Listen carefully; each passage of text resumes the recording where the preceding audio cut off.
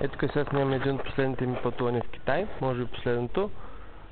Намираме се на най-високата точка в Пекин, в планината Линшан, което се превежда планината на духовете.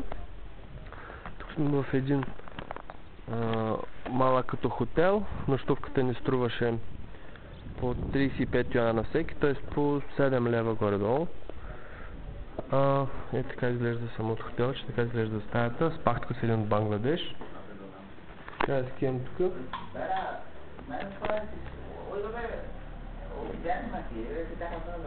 Ето мамене. Може да се пострига. Менефа. Леглото вече сме се приготвили да ходим. Бангладеш.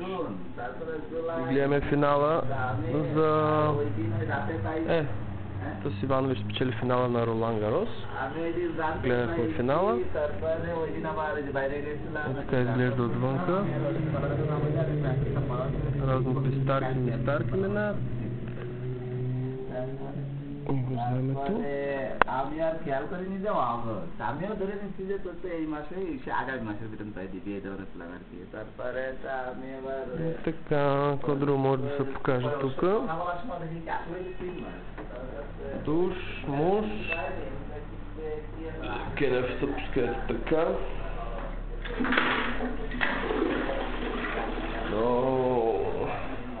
Примитивно.